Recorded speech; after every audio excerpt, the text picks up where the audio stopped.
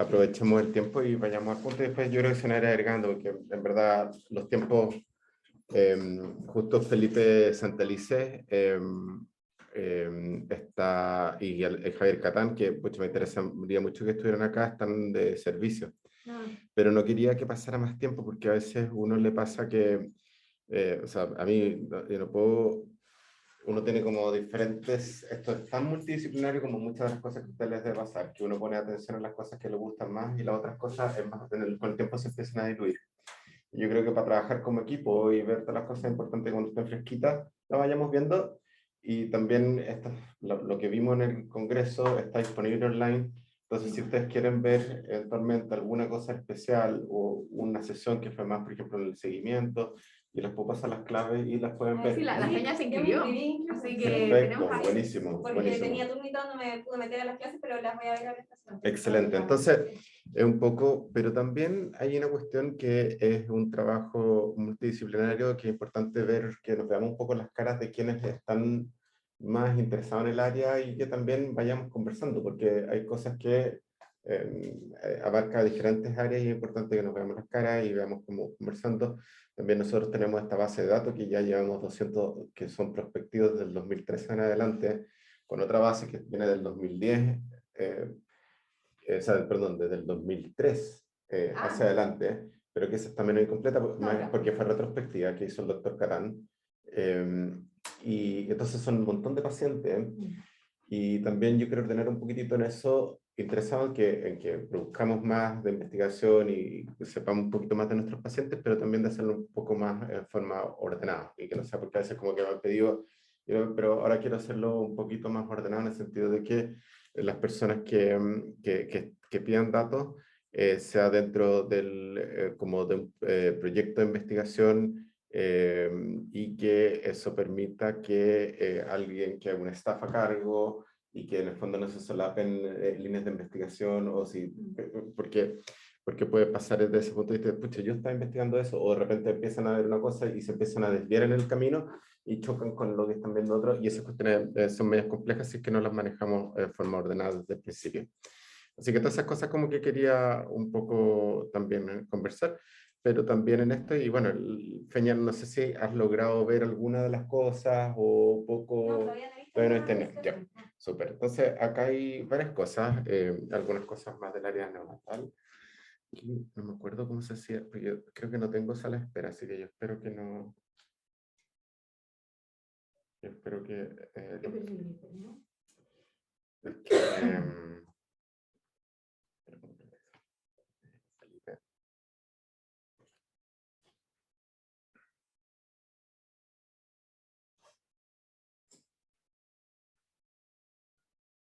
¿Aló, me llamaste? ¿Sí? Sí, estamos. ¿Tú, ¿Cómo están ustedes de pega? ¿Estoy conectado? ¿No te sale? Chuta. Ya, voy a mandar otro link. Algo pasó ahí. Ya, chao. O si te salís y... Es más fácil hacer esto de ese modo. A ver, déjame tratar de meterme.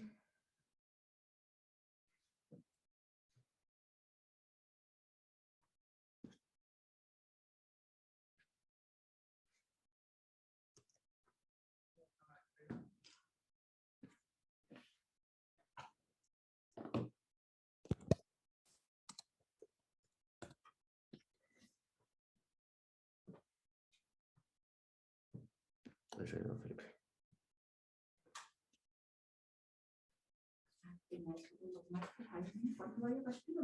No, todavía no me ha confirmado, pero... Ya, pero cuando sepáis, sí, o si lo hacéis desde julio con los box de la noche. Ya, Felipe, ¿podéis ver ahí o no? Sí. Sí, súper.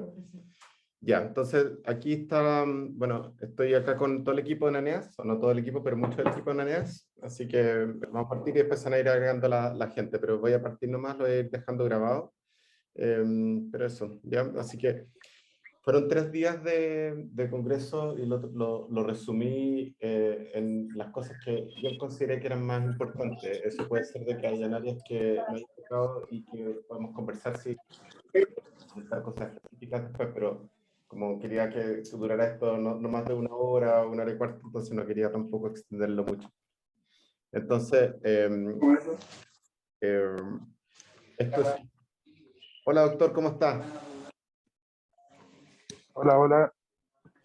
Entonces, la idea es que vamos a ver hartos aspectos y por favor me paran si hay algún tema que quieren saber algo más de información, ¿ya? Entonces, hay muchas, de todas las áreas, yo no saqué toda la parte de investigación más de ciencias básicas porque eso es medio denso y como que creo que por lo menos todavía esa arista no la estamos como potenciando tanto, entonces me enfoqué más bien en la parte más clínica. Así que eso es un poco lo que más vamos a ver acá. Principalmente...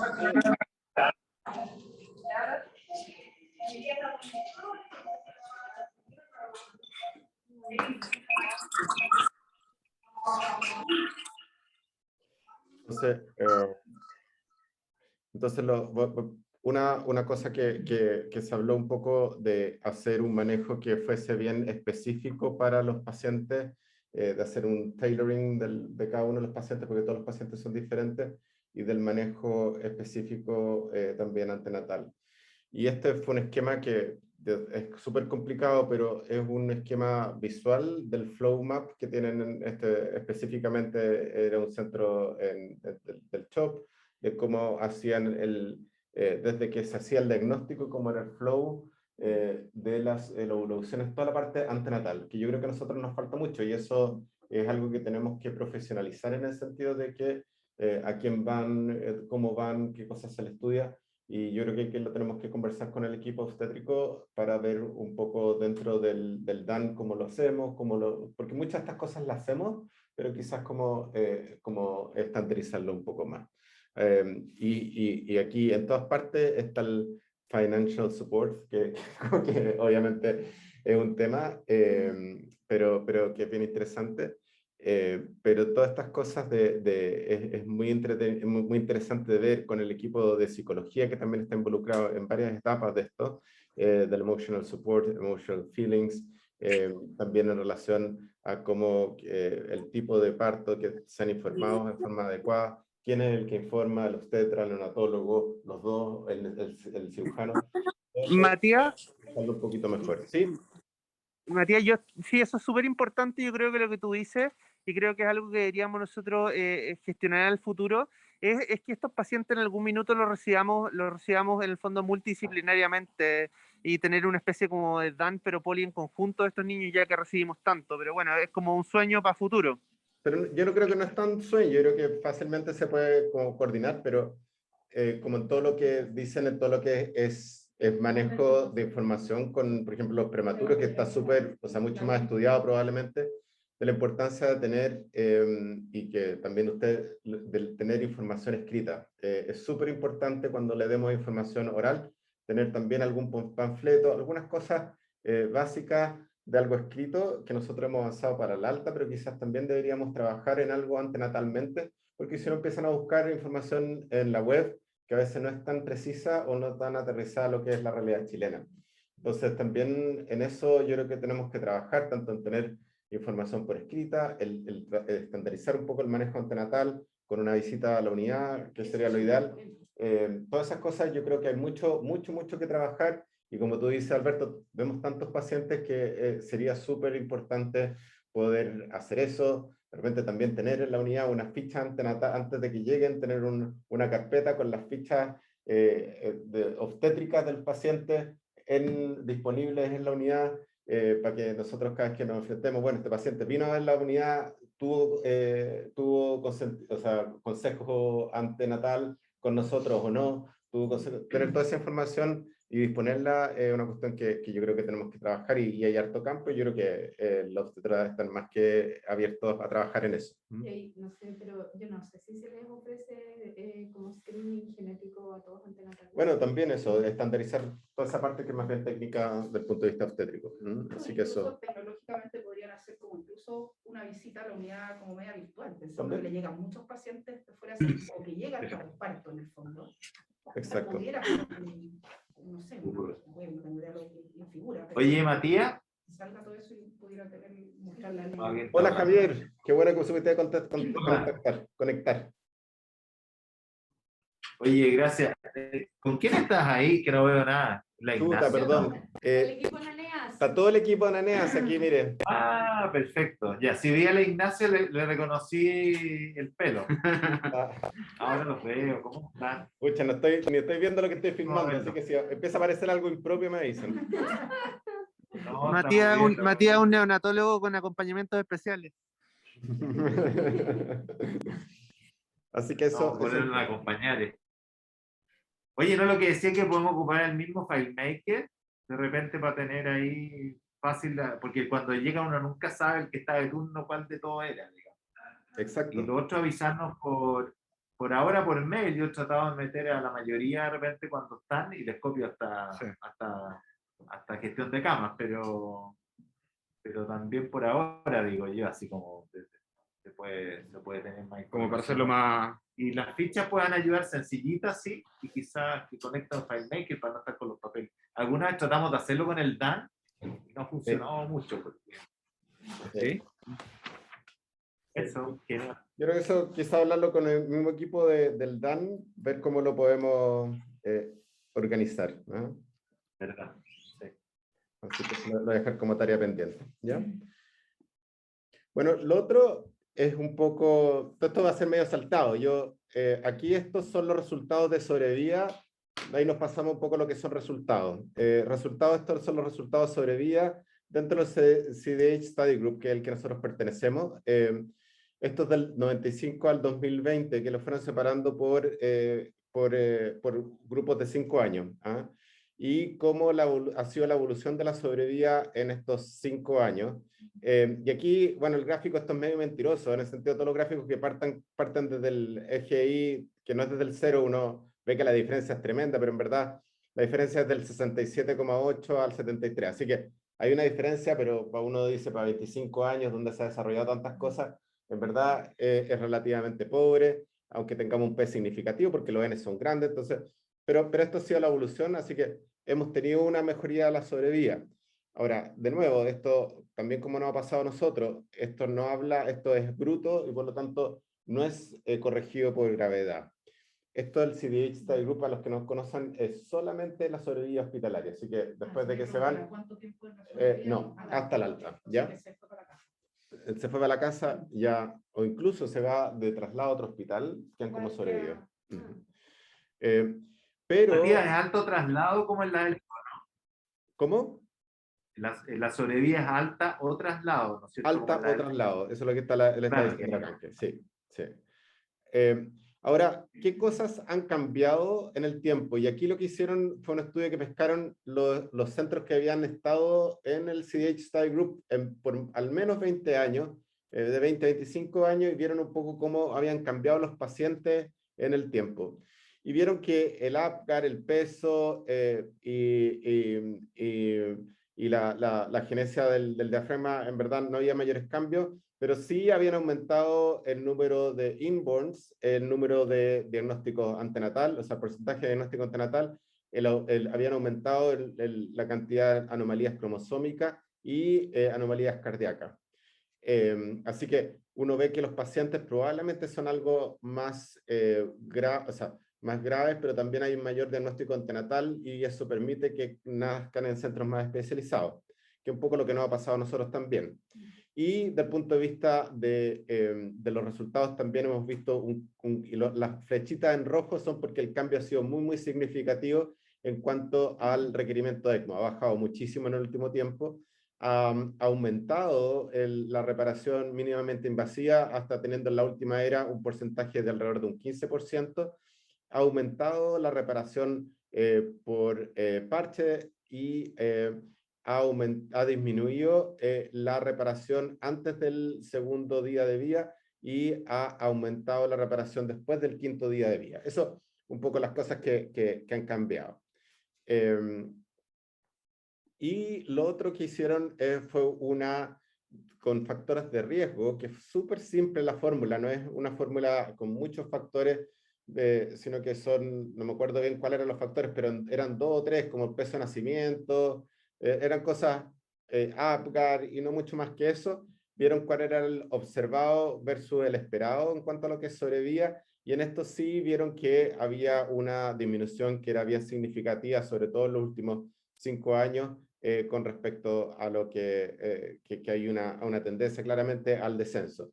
Y eso habla de que probablemente lo que hemos tenido ahora son pacientes algo más graves.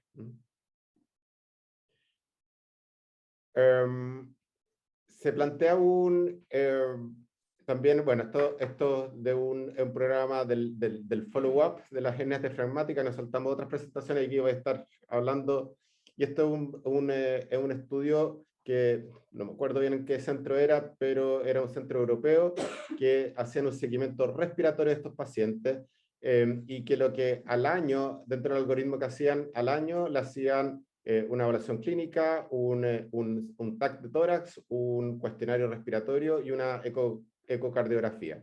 Y a los 7 y 10 años le hacían el examen clínico, el TAC, una espirometría, y le hacían un LCI.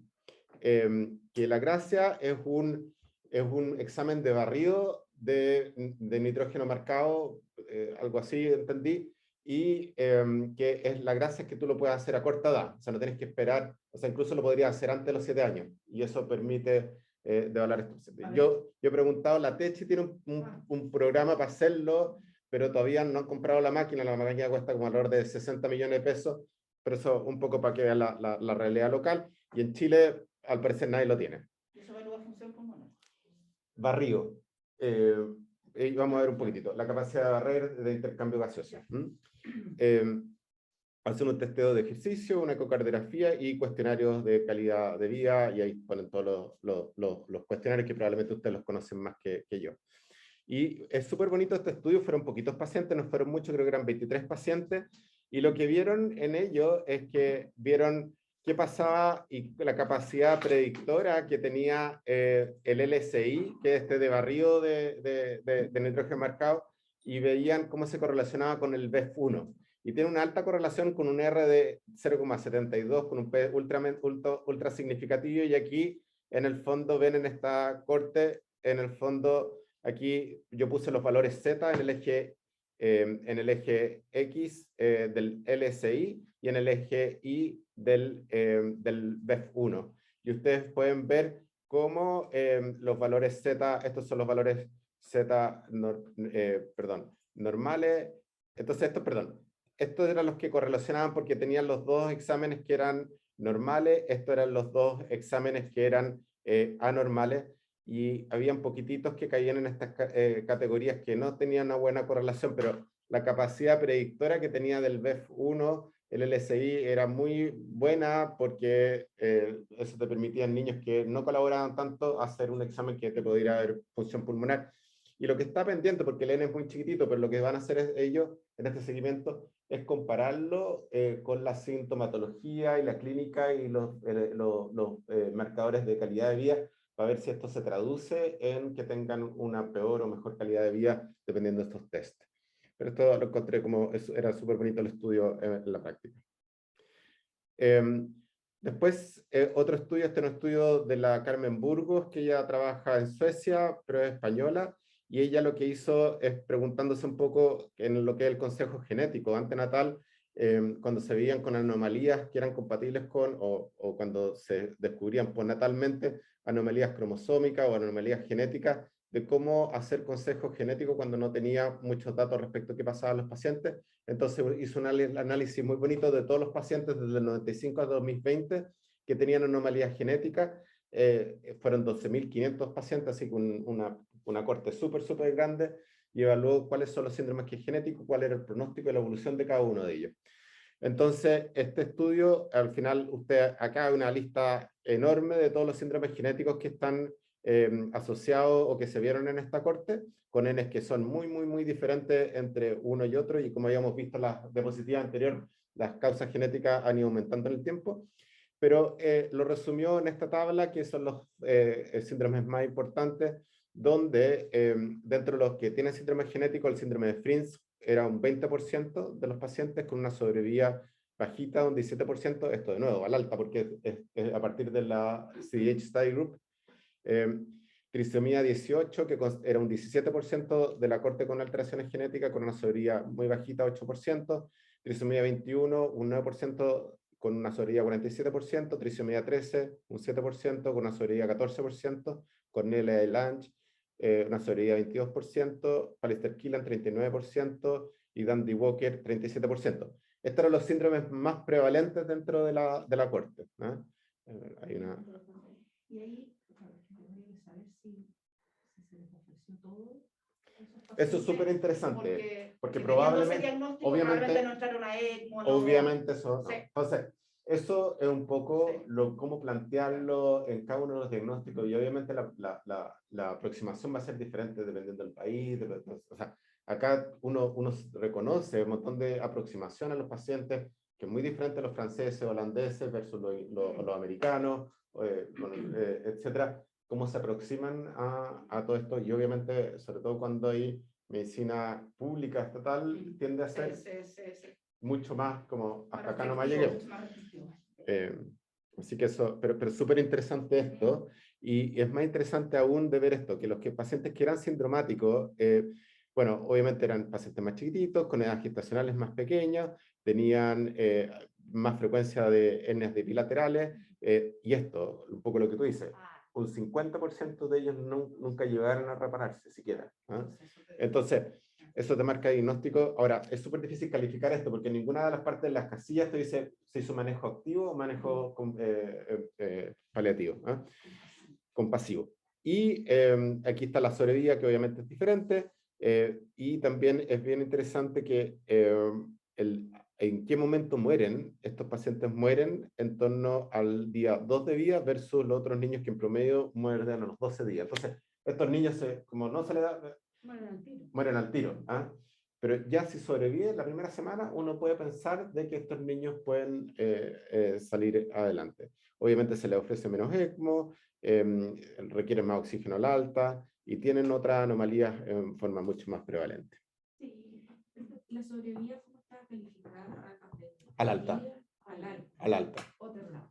Y habría que ver también los síndromes en qué momento se diagnosticaron, porque esto estamos hablando de días. Ninguna de esa información está. Ninguna de esa información está. Fueron diagnósticos prenatales o quizás fueron en retrospectiva, llegó el cardiograma. Bueno, después, no todas sé esas qué cosas fue, también es importante, Kanki, que todas las cosas así que usted diga, bueno, esto nosotros lo deberíamos tabular. También, de nuevo, me dice, porque hay cosas que yo tengo tabuladas fuera o sobre lo que pide el CH Group, y decir, bueno, esto quizás nosotros lo deberíamos tabular. ¿De cuándo se hizo el diagnóstico genético? Y que se nos cuesta nada poner una casilla más en la cuestión y así lo llenamos de forma perspectiva y útil. Así que... Sí, porque eso te cambia, yo creo, porque si ya tienes el diagnóstico previo, quizás uno, dependiendo, como decís tú, la cosa cultural y todo, uno va a ser más restrictivo en el manejo, pero si es un niño que tiene una genopatía que no se sabe todavía qué es lo que es, como que le dais con todo hasta no te fijáis, no sé.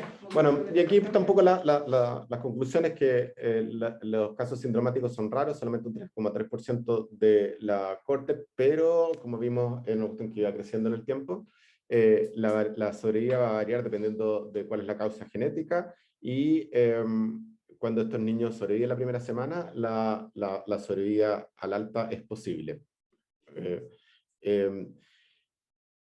Bueno, y aquí plantea un poco lo que decíamos, como tienen alta tasa de niños que no se repara y disminución de ECMO, es cuánto de esto es responsabilidad del manejo o sea, no activo versus realmente la capacidad propia del paciente.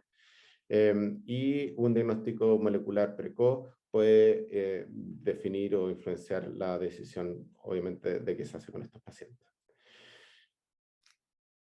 Cambio de tema. Aquí hace un montón de cambios de tema, así que... Pero esto es la capacidad, esto es de la corte del total. Para los que no saben, el total es un estudio que duró 10 años, prospectivo, controlado, randomizado. Fue el trabajo de la vida de Jean Depré, que vieron esta cuestión de la oclusión traqueal como manejo activo antenatal. Entonces, toda esta corte, bueno, salió el estudio que salió publicado en New England el año pasado, y ahora hay subanálisis de toda esta corte en varias cosas, como todos estos trabajos grandes, como que después empiezan a salir algunos. Y aquí vieron cuál es la capacidad de predicción, porque la capacidad de predicción del índice LHR es de investigaciones bien antigua y como ver cuál es la actualidad y la capacidad que tienen estos centros, que son en general centros muy especializados en definir el pronóstico de la hernia diafragmática. Y aquí, en el fondo, pescando lo que es la corte de ellos, cuál es la capacidad de predecir el observado esperado.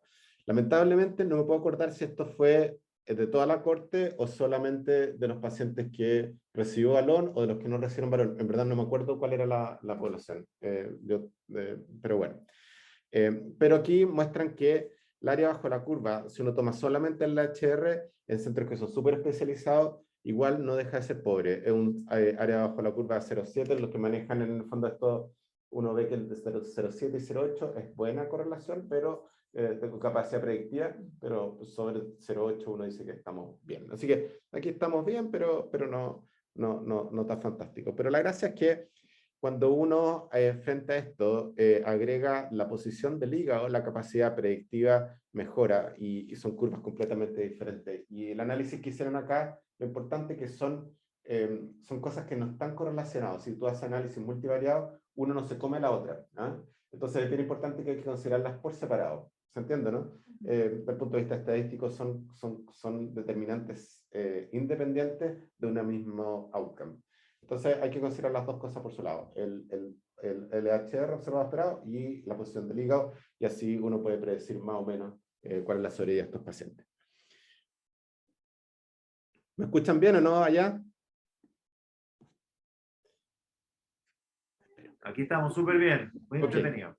Ya, de ahí, entonces esta es la conclusión de todo este grupo de Jean Deprez, en el fondo, que concluyen un poco lo que les estaba contando recién.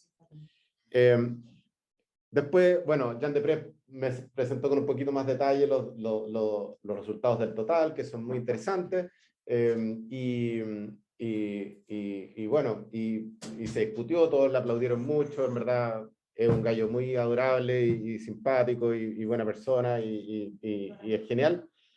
Y después vinieron los norteamericanos, que tienen este consorcio que se llama NAFNet Feto, y que lo que hicieron después, como que ellos vieron que ellos iban a poder hacer o sea, no iban a poder hacer el trabajo de 10 años de Jean Deprez, entonces pescaron en forma prospectiva y parearon un poco pacientes que tenían características en los centros como importantes de hernia diafragmática, no me acuerdo cuántos centros eran, darse unos 10, 15 centros, y compararon un poco cuáles eran los resultados de pacientes comparables, equivalentes en gravedad antenatal, de los que habían sido tratados con feto versus los que no. Entonces, es un estudio prospectivo observacional, no fue lateralizado ni nada. Y vieron qué es lo que pasaba con los pacientes que se ven acá a la izquierda, que tenían un LHR menor a 25% y otros que eran moderados entre 25 y 29. Y ustedes ven acá los N, son 46 versus 33, feto versus convencional, fetos versus convencional, 20 versus 40, y con características que eran bastante similares, quizás lo más desigual era la forma de cómo se había medido el LHR, pero bueno. ¿Qué pasó con estos niños? Aquí yo voy a hablar solamente de las severas, porque para los que conocen un poco el total, lo que mostró que era efectivo y útil para los pacientes que tenían hernia diafragmática severa, en los que eran moderadas no mostraba la misma utilidad. ¿Ya? Eso fue en resumen, con varios pero, aumentaba la prematurez, etc. ¿Qué es lo que mostró en este estudio norteamericano con estos números de pacientes, 46 y 33, que es bastante limitado? Que la sobrevida, esto es una sobrevida a los 6 meses de los fetos en el fondo, no había una diferencia que alcanzase significancia, teniendo una tendencia a tener mayor sobrevida en los pacientes con fetos. Pero había una diferencia que era significativa de perder, o sea, de 4 semanas de gestación. O sea, estos niños nacen antes o sea, nacen pretérmino, en forma muy significativa, con una ruptura prematura de membrana mucho más precoz y con una prevalencia o sea, de una ruptura prematura de membranas que se la ganan muchos de ellos.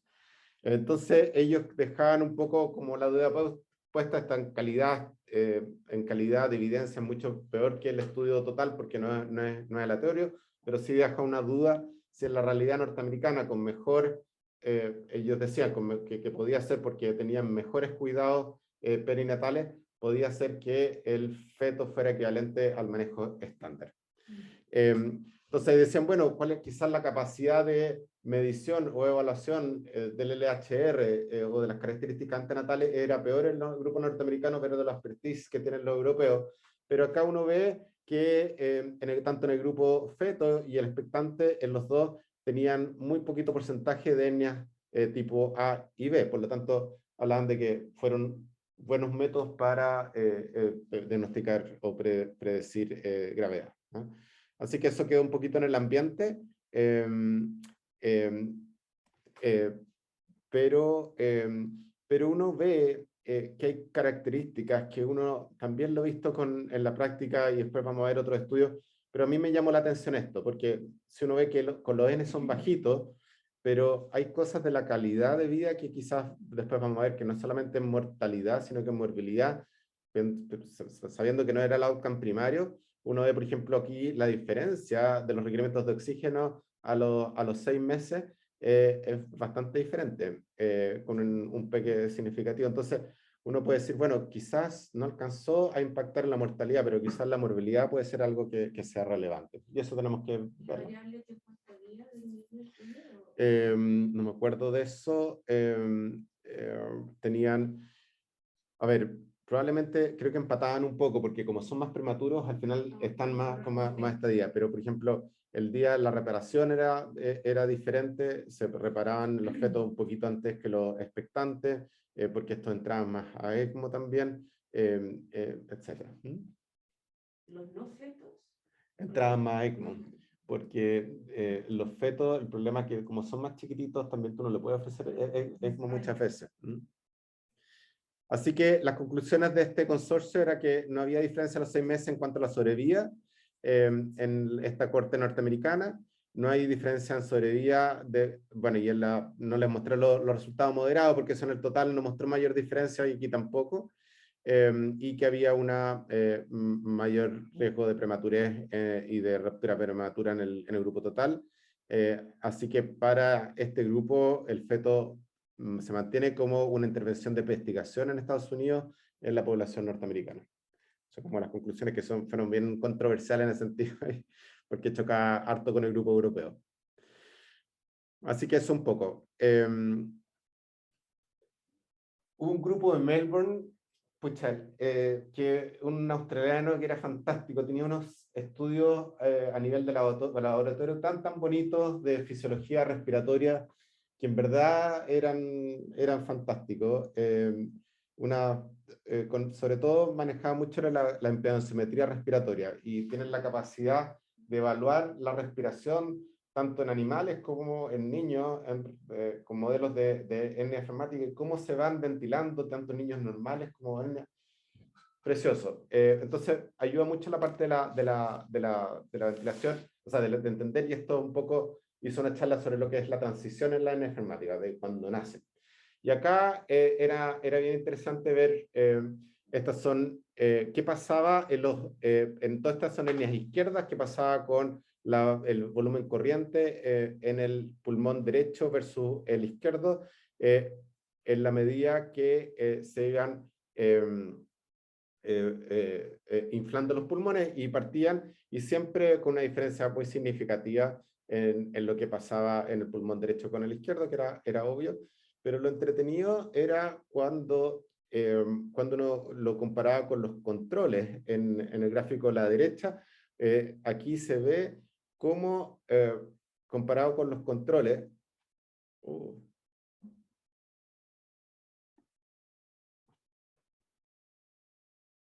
me quedar sin tiempo, qué lata. Puede ser que se me corte la reunión y la vuelvo a lanzar. Sí. Bueno, acá la gracia es que el pulmón izquierdo, bueno, comparado con los controles, baja en cuanto a capacidad de volumen corriente, pero el pulmón derecho, si se fijan, aumenta compensatoriamente.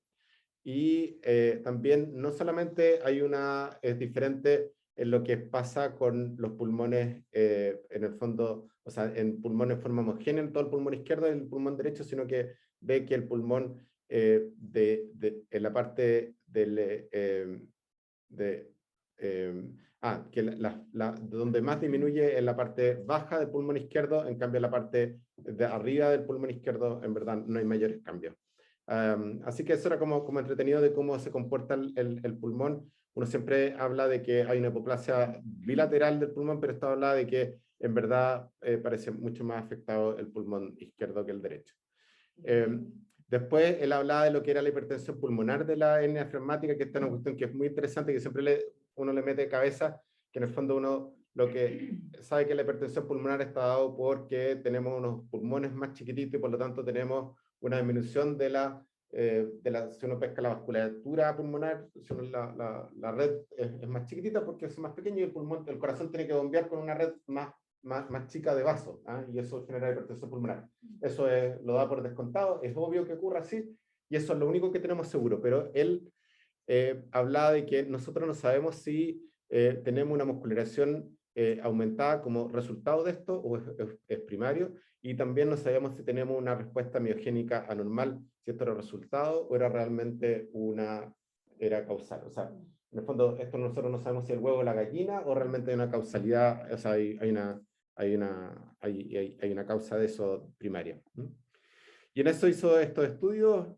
Puede sonar como verse como un poquito complicado acá, pero acá ve como a la medida que pasan los minutos, como el flujo pulmonar aumenta en los controles que son los azules y va disminuyendo en la medida que va pasando el tiempo, pero aumenta rápidamente al principio, pero en los pacientes con hernia fleumática este flujo pulmonar es bajito. Lo mismo que la resistencia, nosotros vemos que comparado con el control, la resistencia baja rápidamente en el control y le cuesta más bajar en las hernias fleumáticas. Pero cuando corrigen por volumen pulmonar en estos pacientes, que eran estos modelos animales, son ovejitas, y ven que cuando uno los corrige por volumen pulmonar, no hay una diferencia con los controles. Entonces, esto habla que, en verdad, no hay una patología del vaso, sino que hay solamente una cuestión que es relacionada con la cantidad de pulmón que tienen. Sin embargo, ellos mismos ven que este es un estudio antiguo de la década de los 90, en que mostraban resultados completamente diferentes, que cuando lo veían por gramo de tejido, había diferencia tanto en el flujo pulmonar como en la resistencia. Entonces dice, bueno, ¿por qué tenemos diferencia estos estudios de la era de los 90 con nosotros? Y lo que se dieron cuenta en que ellos lo que estaban haciendo es que ellos estaban haciendo un clampeo del cordón fisiológico, permitiendo que el flujo hacia el pulmón fuera en forma progresiva, llenándose y en una forma mucho más fisiológica que solamente cuando uno corta el cordón y se lleva el agua al tiro, que eran los estudios de la década del 90, y habían hecho un clampeo tardío. Y ellos veían también, y entonces después de eso dijeron, bueno, comparemos qué pasaba con el clampeo inmediato versus el clampeo tardío. Y aquí vieron cómo el flujo pulmonar era completamente diferente en los pacientes que habían sido clampeados en forma inmediata, que es el azul, versus los pacientes que se habían dejado con el cordón intacto, y lo mismo con la resistencia pulmonar. Dijeron, bueno, esto dura hasta las 2 horas, pero igual cuando lo siguieron después, en algunos pocos de los pacientes, hasta las 8 horas se veía una diferencia que era significativa, tanto en el flujo pulmonar y como en la resistencia pulmonar. Entonces dice, esto es más neonatológico, pero igual es súper interesante de que quizás hay una cosa que va relacionada al clampeo que modifica la respuesta de esa vasculatura y por lo tanto el clampeo del cordón tardío podría ser una alternativa para evitar todo este cambio de la vasculatura. Bueno, eso no se sabe, no me acuerdo en esto, pero en general se ocupa tardío 1 o 2 minutos. Pero hay algunas sí, que... porque eso igual se relaciona con la gravedad de la guagua, o sea...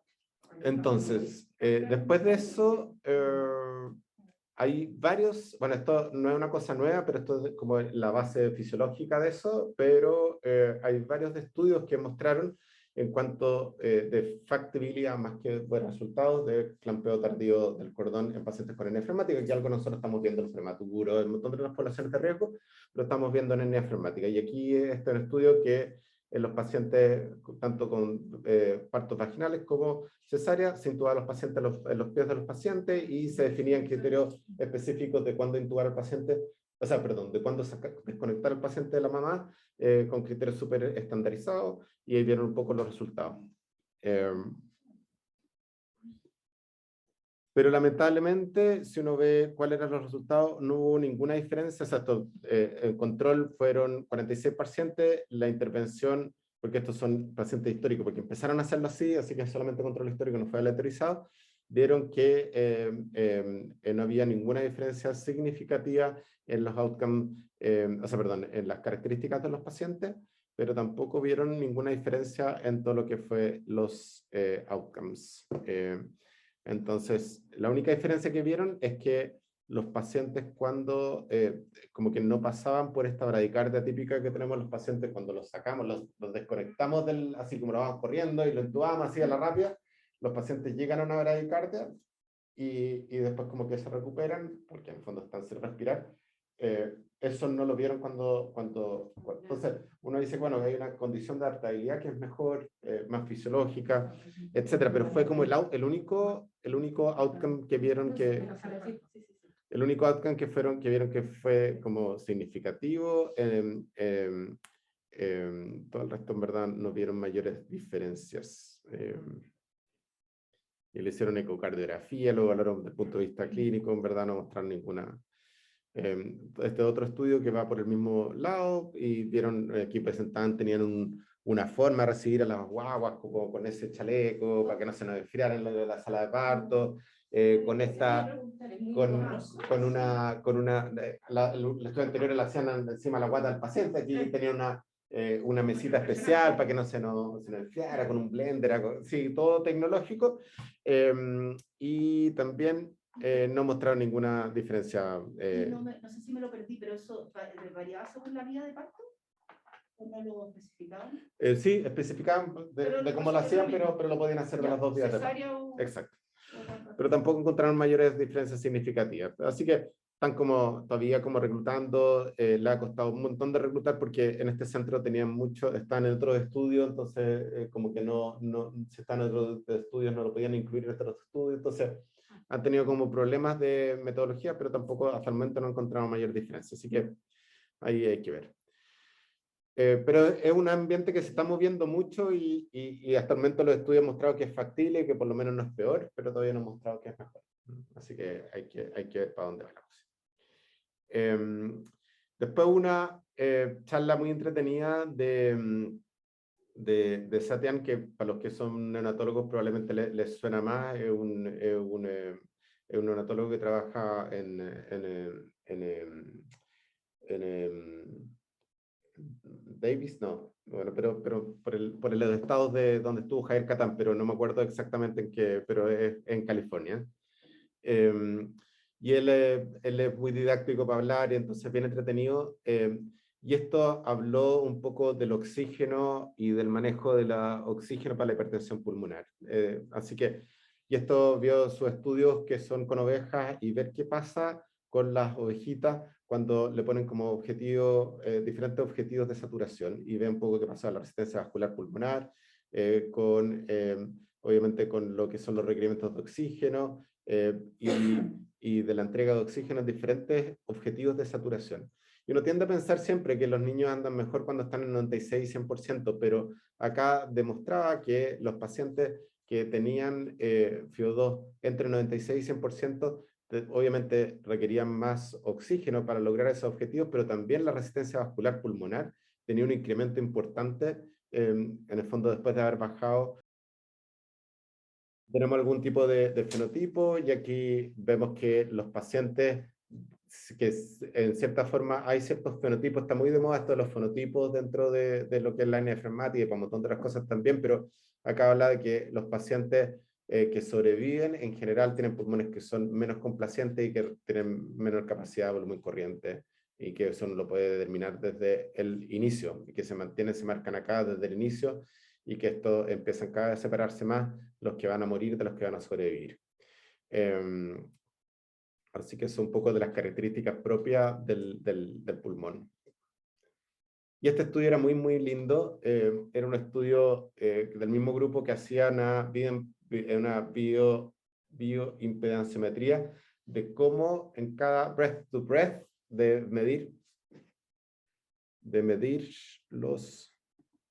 medir los volúmenes pulmonares de cada y la importancia que tiene cada pulmón en particular en relación al otro.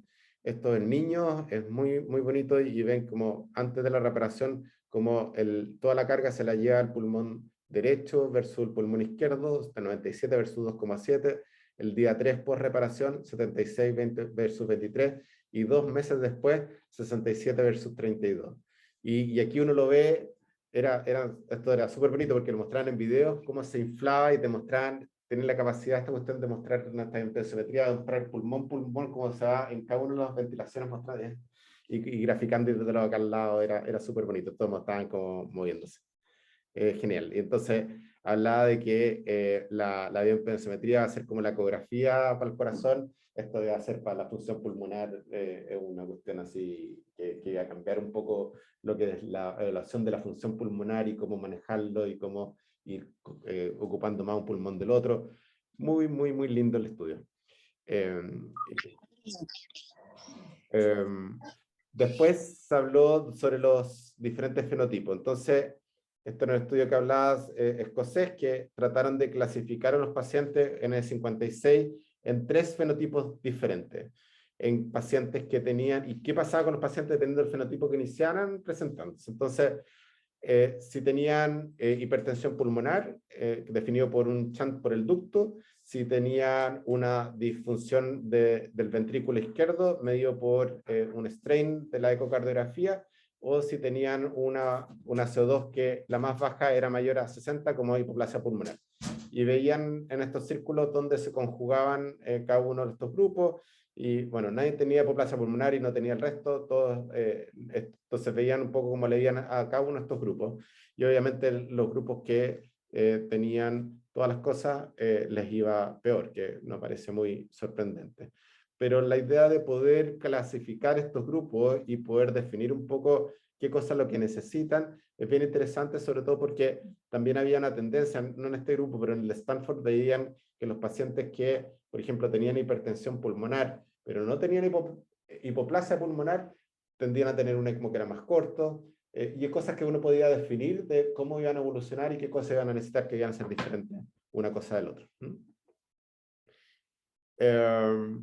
Después esto era un grupo de Stanford que veía características de la ecocardiografía, era un score con múltiples cosas y veían que la predicción, ¿se acuerdan antes que la otra, el LHR, tenía un área bajo la curva de 0,7? Estos 0,87 hacen mucho mejor capacidad para predecir solamente por factores ecocardiográficos iniciales de las primeras horas de vida, y también una muy buena capacidad de predecir lo que era la necesidad de ECMO. Y eran factores diferentes y hacían un score, etc. Así que eso un poco. Y aquí, esto es de la parte más quirúrgica. No sé si están los cirujanos conectados, parece que no. Quizás nos olvidan de reconectar. No sé. ¿Le escribo? No sé si. Matías, perdón, volviendo a la impedanciometría, eso es algo que se hace en rayos, o sea, hacerla en la cama del paciente. Es un examen. No, yo también creo, si es afuera. No, acá yo creo que no existe, pero para saber, como nunca lo he escuchado, saber si es algo que uno pudiera hacer ahí. Sí, uno lo puede hacer al lado de la cama del paciente. Porque eso te da mucho más. No, sí, es la gracia, sí, no tenés que porque estar es- trasladando la guagua. es genial, es muy increíble. bonito. Muy ¿Y eso es bonito. factible tenerlo acá? No sé cuánto No, sí, pero. Oye, perdón, una pregunta, porque siempre hay hablado de hernia izquierda, el derecho es por las hernias derechas, no sé. Que la casuística es tanto menor, entonces como que se va toda la, porque todo te sale el pez menos significativo de los derechos, entonces es más difícil, pero sí, yo creo que muchas cosas se aplican, otras probablemente quizás no tanto. Bueno, lo otro, esto me interesaba verlo con los cirujanos, pero probablemente después lo veo, porque acá hay de cosas de quirúrgicas que yo encuentro que quizás por lo menos conversarlas un poco, que deberíamos cambiar. Esto fue como una clase magistral que hizo la Catherine Sand de Mannheim, un poco de las cosas, el estado del arte en cuanto al manejo quirúrgico de que ellos hacen, pero que ella consideraba que era lo que se debería hacer en todas partes, pero un poco y dando argumentos para una cosa y la otra. Entonces, acá primero lo que habló fue respecto al parche. Al parche, cuando ponemos parche, el poner parche plano versus el poner el parche de forma cónica. Parche cónica tú tenés que hacer antes como en la malla, tú tenés que hacer un cono y ponerle eso. Y ellos veían que en el fondo esto es lo que el parche plano, acá en el fondo el doctor Zavala me dice, mira, nosotros, y el doctor Bullet me dice, mira, nosotros lo ponemos súper suelto claro, para ya. que dé la cuestión, pero en la práctica, cuando Pero uno se ve ve las perfectamente hernias, así, po. cuando uno ve las hernias grandes, esta es la radiografía que nosotros vemos. Sí, po. Independiente que lo pongan súper laxo, etc. Sí. Versus uno con forma cónica. Esto es lo que mostraron, obviamente son las mejores fotos, porque está Sí. presentando. Obvio. Pero ella decía, bueno, ¿qué pasa con esto? Disminuye el volumen torácico redundante, nos permite que haya más volumen abdominal para meter todas las cosas que hay que meter adentro del abdomen y poder cerrar bien el pulmón y también hay menor tensión. Por lo tanto, habría menor tasa de recidiva. Y sobre todo, lo otro es que cuando tienen el cone shaped, el estómago puede subir y hacer un selle y mejor función del esfínter del cardio. Entonces, también había un beneficio en ese sentido. Eso te iba a preguntar, cuando lo ponen, por muy laxo que lo pongan, que termine igual abajo, es netamente un tema muscular nomás, que después como que al respirar muscularmente no logra como traccionar hacia arriba. ¿Cómo no? Que después tú ves que igual los cirujanos, a pesar de hacerlo plano, no cónico, lo dejan laxo como para que trate de subir. Exacto. ¿Por qué no logra subir? ¿Es porque No no lo tiene sé. caja torácica nomás el No, niño? no ¿o lo no? sé, no lo sé. ¿O No, le faltará en más verdad, flexión abdominal? no lo sé, yo creo que quizás, Porque aunque si lo hay dejen suficiente laxo, laxitud, debería igual...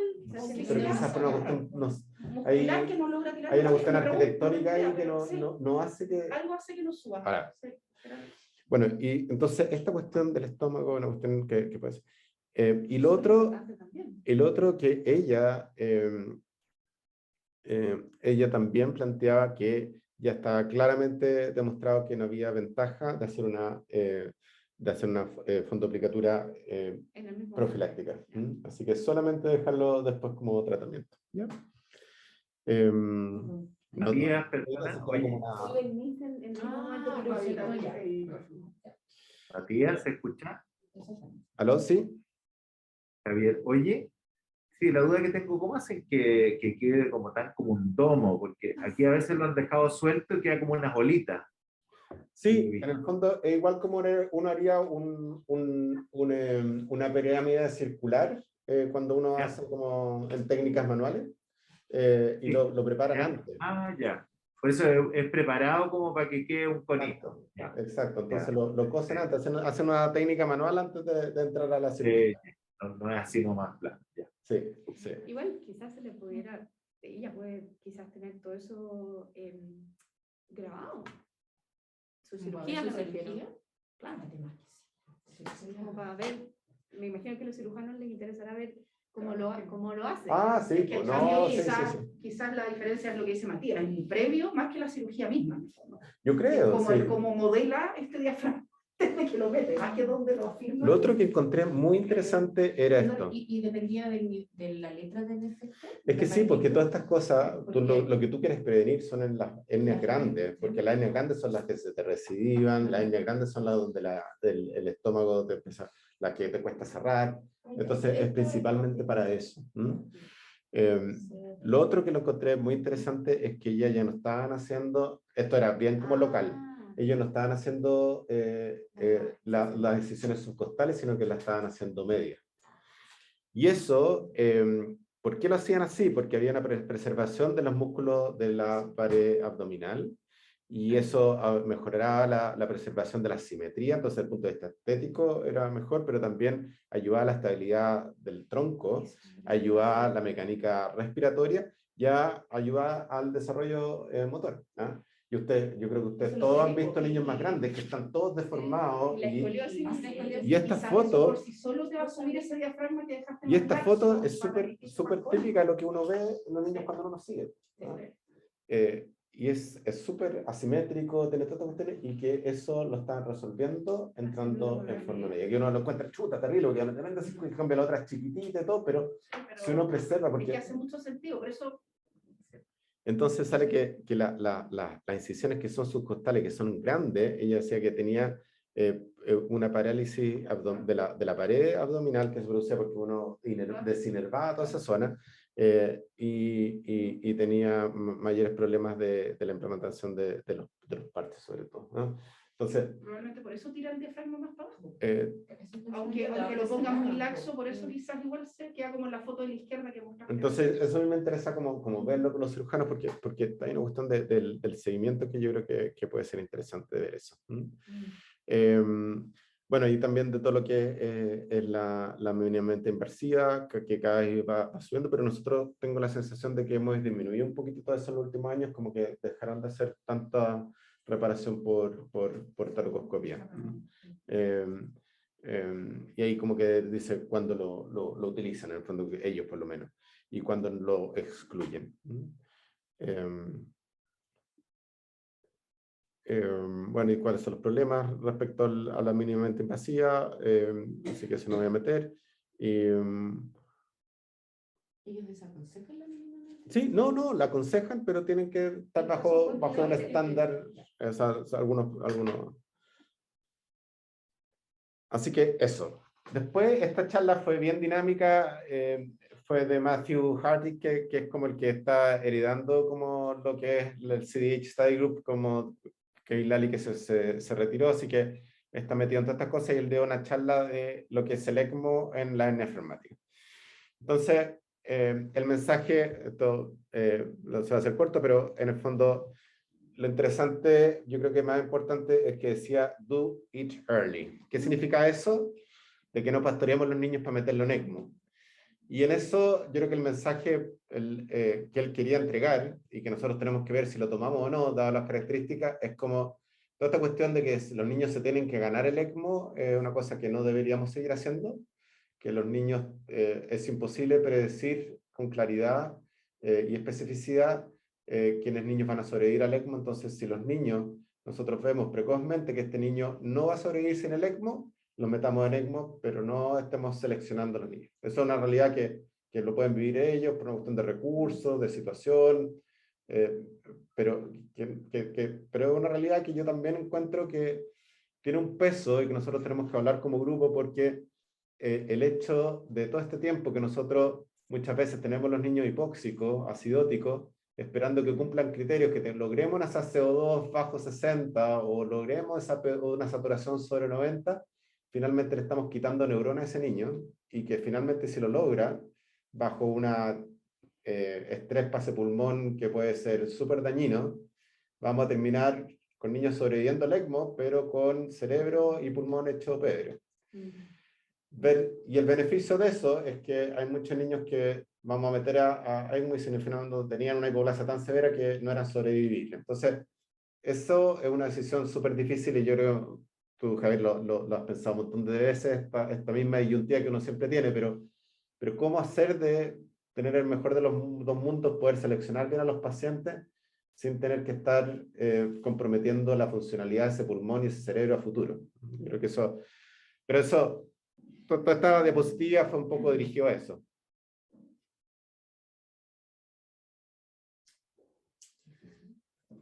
Entonces ellos planteaban que,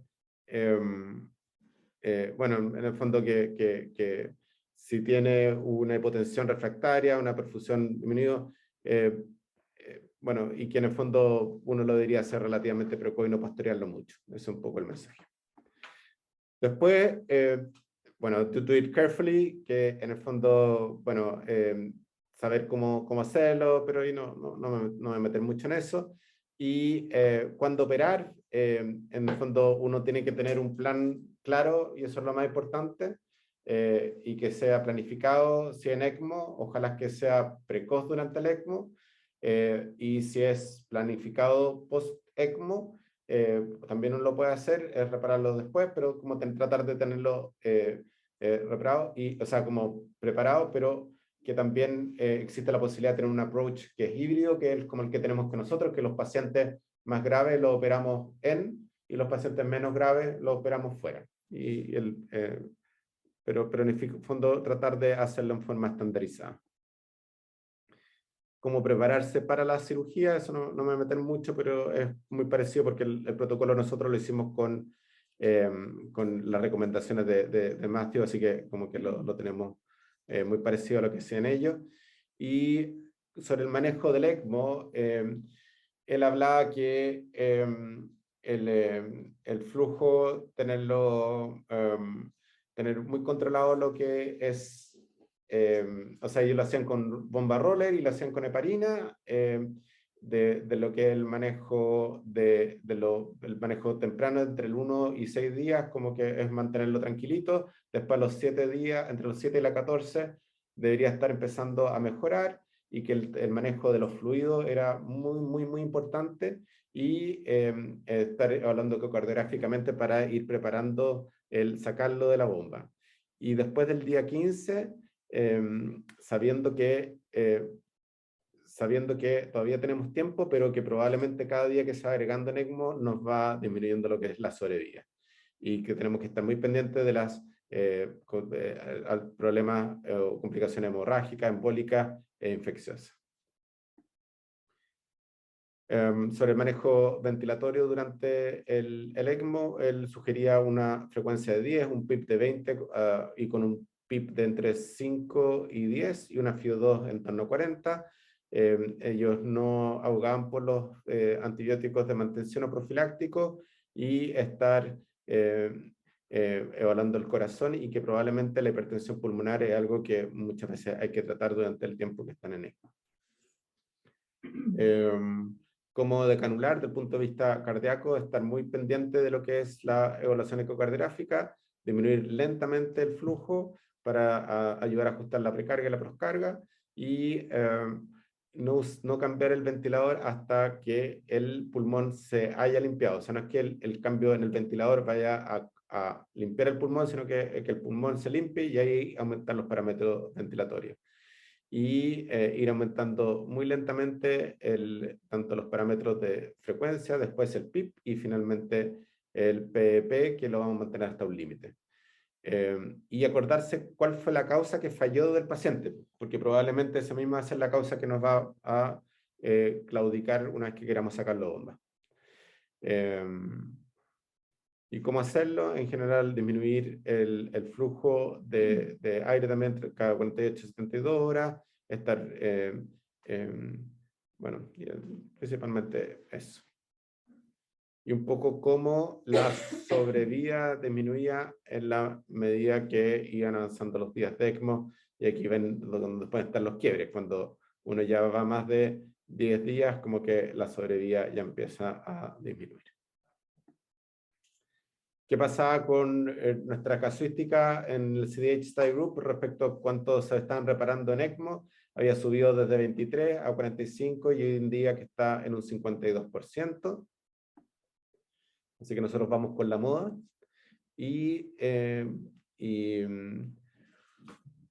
Entonces, como conclusión, que teníamos que tener un criterio liberal para instituir el soporte, generalmente usar ECMO venoarterial, una reparación precoz en el ECMO dentro de las 48 horas, usar Amicar, Argón y Crio, y usar rutinariamente el parche con disección mínima, y si necesita reexplorar, hay que tener un plan de sacarlo en forma aguda, y todos los procedimientos obviamente al lado de la cama del paciente. ¿Y cuál es la opinión específica de él? Que el ECMO mejora la sobrevida, esta cuestión de opinación nomás. La selección para meter a ECMO es arbitrario, por lo tanto no es válida, y que la mejor sobrevida es cuando se repara en ECMO, y la mejor sobrevida es cuando se repara precozmente en ECMO, La duración necesaria para el run de ECMO es arbitraria, o sea, no está clara y que no hay un tiempo arbitrario que decir, bueno, a los 14 días tiene que salir o algo así, porque no, es muy caso paciente a paciente. El ECMO veno-venoso se puede hacer, pero en general ocuparlo para las hernias izquierdas, porque los vasos, cuando son hernias derechas, son un poquito más difíciles. Y que todas las morbilidades trae consecuencias, por lo tanto hay que estar muy pendiente de las complicaciones asociadas al tratamiento. Después voy a saltar de esto del treprostinil porque ahí quizás lo vemos después con Javier y Felipe, porque es más neonatal, pero era interesante una serie del CHOP con 49 pacientes usando el treprostinil como manejo, como segunda línea para la hipertensión pulmonar. Y aquí ven que a la medida que van pasando los años, cada vez, antes lo ocupaban ya cuando estaban, no sé, muy desesperados y como a los 50 días, y ahora lo están ocupando en torno a los 20 días de evolución en promedio. Así que es una droga que están ocupando más. Y aquí un poco con qué drogas se van una vez que se van de alta, pero eso lo podemos ver después. Después uno sobre cuál es la calidad de vida de los graduados con hernia fleumática. Y aquí una serie bien grande de 133 pacientes esto en Mannheim. Y la mayoría hombres, como nosotros sabemos, está un poquito las características de la corte, y un 25% ECMO, que más o menos es el promedio de lo que son los ECMO en Europa, como que en Europa no ocupan tanto ECMO como nosotros, ¿no? Un 66% con reparación con parche, así que para que sepan un poquito la corte. Y las conclusiones, las evaluaciones fueron a los 8 y a los 12, o sea, fueron en 2 tiempos, a los 8 y a los 12 años. Y ellos, eran bien entretenidos los estudios que hacían, pero bueno, veían cuáles eran los outcomes clínicos y el estado de salud y cómo era la calidad de vida, con diferentes cuestionarios que yo no los conozco, pero son el PET-SQL y el DOX-25. Y vieron que, bueno, eran significativamente peores que comparado con sus controles, pero lo que era interesante... No, dale. ¿Control eran niños con hernia? No, controles sin hernia. Ya, no era ECMO. No. Pero lo interesante es que cuando comparaban los pacientes a los 8 años y a los 12 años, los mismos pacientes veían que el estado de salud empeoraba con el tiempo. Sin embargo, la sensación de calidad de vida mejoraba con el tiempo. Es como contradictorio. Pero hay una cuestión ahí psicológica que quizás la podemos hacer alguna teoría, pero era bien interesante esa parte. Después este era otro estudio en que veían y evaluaban desde el punto de vista por cuestionario la parte respiratoria, y hay diferentes tests que aplicaban desde el punto de vista respiratorio y gastrointestinal, y son diferentes cuestionarios. Bueno, aquí tenían 152 participantes versus 190 que no participaron, y las características de los que participaron versus los que no participaron, para ver un poco la equivalencia de las cortes. Un poco las características prenatales, que la única cosa importante es que los pacientes que tenían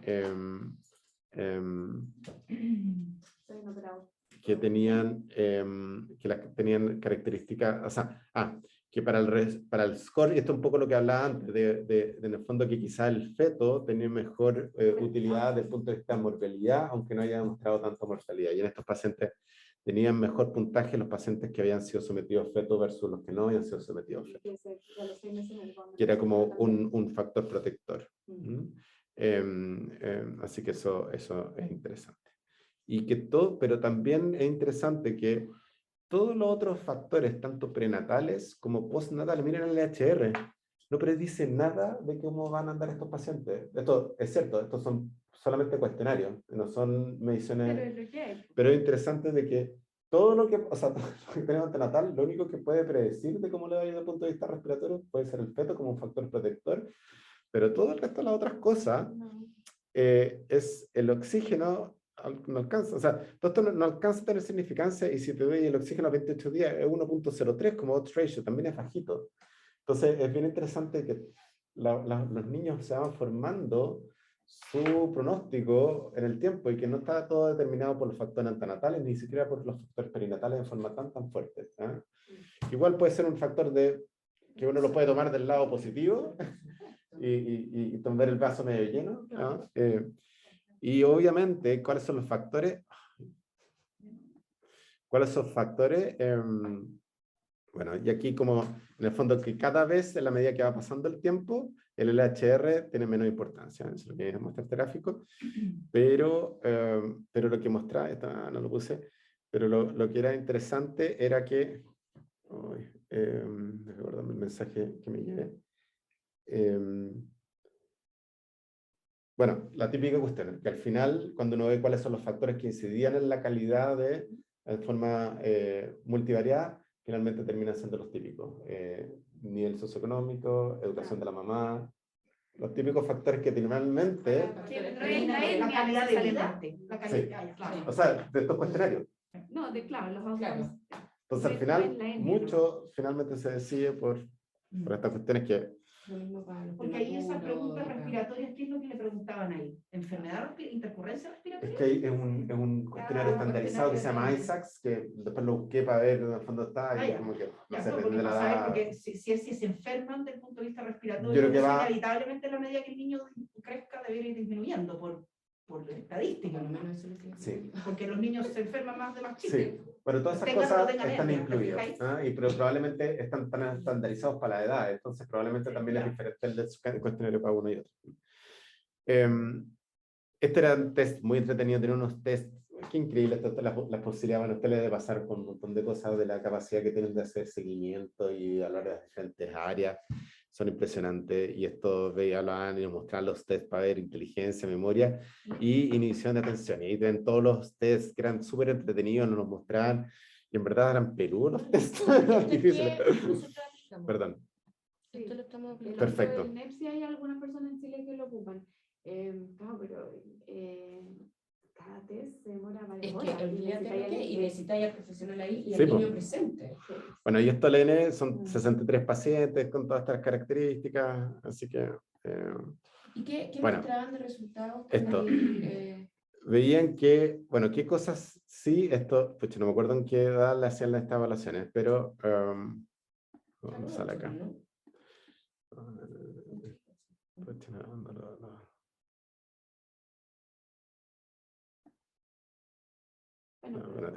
Bueno, aquí sale do not copy or distribute porque no está publicado, pero bueno. Y aquí sí vieron algunas cosas que se correlacionan. Por ejemplo, la estadía, largo de la estadía en la UCI se correlacionaba con inteligencia. En la educación o el nivel socioeconómico materno se relacionaba con inteligencia y con memoria. Si había sido operado abierto, se correlacionaba con inhibición, y la cantidad de drogas vasoactivas que había usado, el score de drogas vasoactivas se correlacionaba con inhibición. Mira. Con contenido también. Yo me imagino, sí. Que hace sentido, porque en el fondo Lo del vais hypertrophy modificando no tengo idea, el la manejo del Y estrés. a tercero porque eso que habla de gravedad, ¿cachai? Claro, Si tú para modificar el estrés desde tan chico. Eso te queda grabado para siempre. Y no el tiempo está bien. Después, ya, esto era un tema en relación a dar segundo ECMO o no, darle un segundo ECMO run. Y aquí analizaron del CDH Study Group todos los segundos run y qué pasaba. Y tenía una sobrevida como del 50%, y eran runs que eran mucho más cortos. Ese es un poco el mensaje, como decir, bueno, quizás en algunos niños que tienen una cosa específica, que los niños se infectó, que justo de una crisis de hipertensión pulmonar, bueno, planteárselo, ¿le damos un segundo run o no? Y eso, como dejarlo abierto, bueno, tiene una sobrevida del 50%, no es tan, o sea, no era de 50%, me estoy carreleando. Bueno, no sé, dentro del fondo. Habría imaginado que era peor. Ya, estas son las conclusiones. Ya. Ya, entonces aquí lo que concluyen ellos, según todos los resultados, es que puede ser un manejo válido. A pesar que la sobrevida es baja en un segundo run, pero es 43%.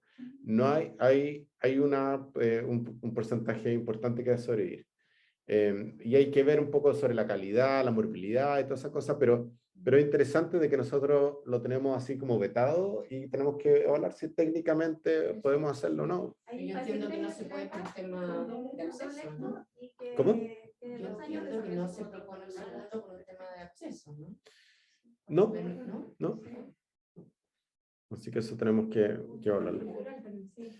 Bueno, aquí esto es un poquito técnico, así que me voy a saltar, pero esto es bien lo encontré bonito, que es una pauta de seguimiento, que aquí lo tienen de Pulmonary Hyperplasia Program, esto es del CHOP, y que tienen esta como guía para el papá, que es bonito con su calendario de evaluación y todo, que lo encontré.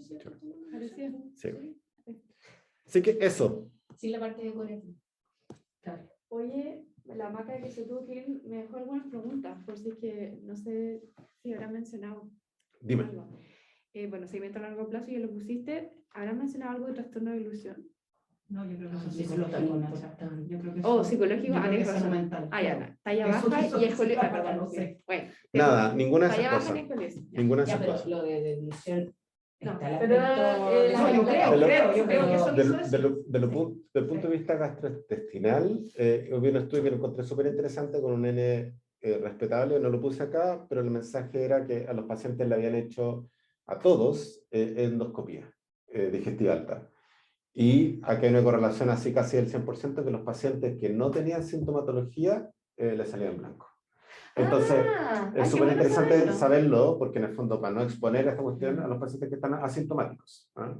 Entonces, un poco... Eso es súper bueno, porque antes habían algunos que proponían hacer endoscopía todos después de cierta...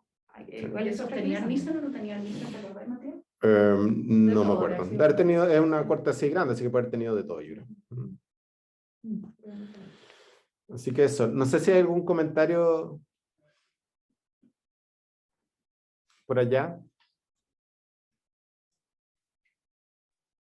Excelente. Oye, excelente, salvaje la pega de hacer esto. Muy buen resumen. No llegó, yo vi un día y medio nomás. No. Sí, ahora van a estar de nuevo, están por súper ordenaditos, así que Sí. también yo les puedo pasar en el fondo el programa para que vean, y alguna cosa yo les puedo pasar la clave eventualmente para que puedan verlo, pero que les interese más.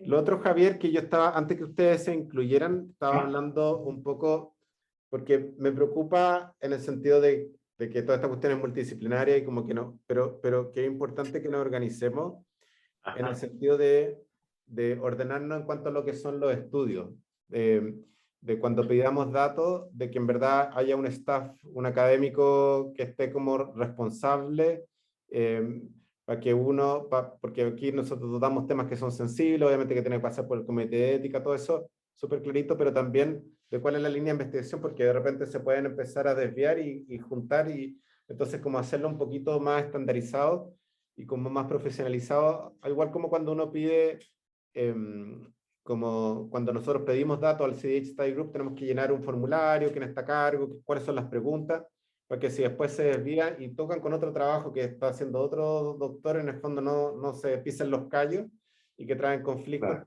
para ordenarlo un poquito mejor. No sé si tú estás de acuerdo con eso.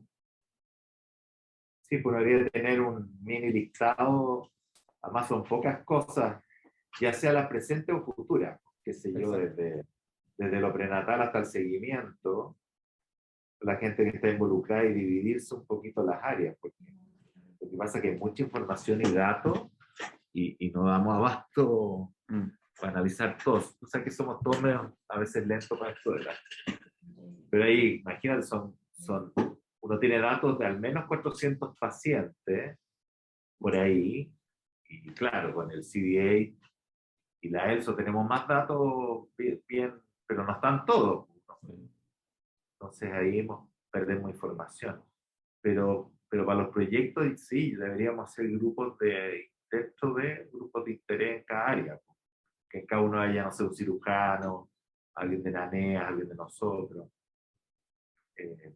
estamos ahí. Ayer mandamos de nuevo a pedir Nacha un poquito, estamos todavía tratando de conseguir, mandamos como un concurso para las enfermeras para que una tome el seguimiento de ECMO, por ejemplo.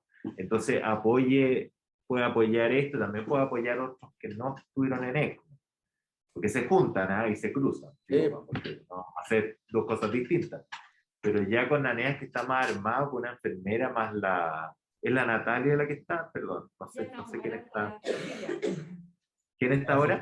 La Cecilia. Cecilia. Que más La la Sofía. Cecilia.